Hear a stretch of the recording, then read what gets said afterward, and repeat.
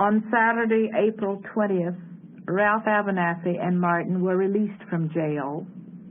That very evening at the Gaston Motel, a leadership conference hit upon the brilliant scheme of enlisting the black school children of Birmingham in the crusade for freedom. Martin realized that he would be severely criticized for using our children in this fashion, but he thought that the time had come to give the movement a dramatic new dimension. In addition, he felt that it was the children who would benefit most from desegregation, that it was the children for whom we were fighting, and that taking part in the movement would give them a sense of worth and dignity and increase their spiritual values. At the same time, everything possible would be done to protect them from physical danger.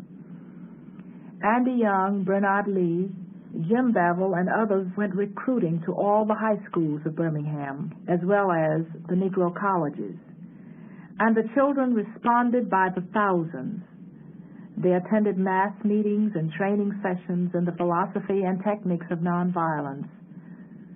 Even children too young to march asked for a place in our ranks. Andy Young told them, "You are too young to go to jail. Go to the library. You'll learn something there."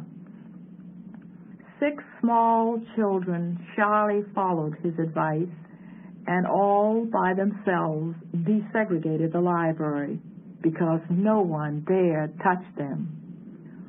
On D-Day, May 2nd, Martin addressed a group of eager youngsters at the 16th Street Baptist Church. Then they marched downtown singing as they came. They were all arrested. Wave after wave of children marched off singing to suffer the same treatment. 959 young people were arrested that day. We shall overcome. The next morning, Martin announced, "Yesterday was D-Day in Birmingham. Today will be double D-Day."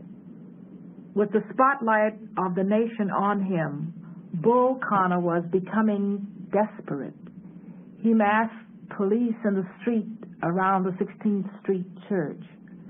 As 1,000 children and teenagers marched toward them, he ordered the fire hoses open. Jets of water under 100 pounds of pressure knocked the children flat, ripping the clothes off some of them. Then Connor unleashed the police dogs. They ran wild, biting the children. The youngsters maintained nonviolence, but it was too much for some of our people who watched in agony from the rooftops. They began to throw rocks. Late Sunday afternoon, the late Reverend Charles Billups led a group of adults from the New Pilgrim Baptist Church to the police barricade. They knelt in the street and prayed. Then they walked forward. Bull Connor himself arrived and ordered Reverend Billups to turn back. Billups refused, and his people shouted, "Turn on the water hose, loose the dogs. We ain't going back. Forgive them, O Lord." In a fury, Bull Connor shouted, "Turn on the hoses, damn it." But a miraculous thing happened. As the black people rose from their knees and moved forward, Connor's men, with the hoses sagging in their hands, fell back to each side. The moral pressure of a watching world and the spiritual force of that little band of blacks broke their discipline, disarmed them. Between their ranks, past the leashed dogs, Billups led his people. They held a prayer meeting in a nearby park and marched back to their church singing freedom songs. It was the first crack in the morale of the racist forces. All the next week, the Children's Crusade continued. Birmingham's jails were full. The arrested young people were held in stockades or halls. Finally, there were too many to cope with. As 500 youngsters marched on Tuesday, the police broke up the demonstration but arrested no one. 3,000 people, mostly youngsters, infiltrated past the police by different routes and marched around the downtown streets.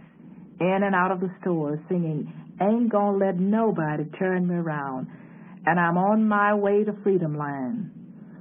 Governor Wallace called out the National Guard.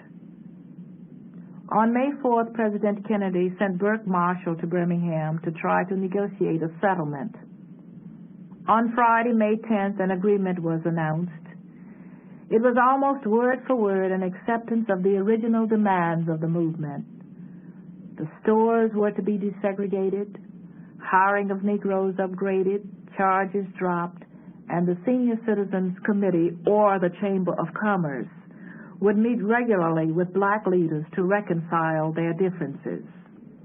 Birmingham represented a real victory for the movement because the officials of the city and the white merchants sat down with the black leadership and negotiated a settlement. The victory had broad implications. Martin's long-range strategy in going into Birmingham was to focus national attention on the grave injustices endured by Negroes and to bring about federal legislation. My husband had written that Birmingham was the colossus of segregation. A victory there would radiate across the South, cracking the whole edifice of discrimination. And it happened as he had predicted. Within a few months, nearly 1,000 cities were engulfed in the turmoil of change. Except for the Civil War and the Reconstruction, black people had never acted along such a broad front in a direct action drive to alter the conditions of their lives. Nearly 1 million Negroes with their white allies had marched or otherwise demonstrated in the streets of hundreds of cities in that historic summer. By its end, thousands of public accommodations were wedged open, and a new chapter in race relations was begun. Objectively, exclusion was narrowed.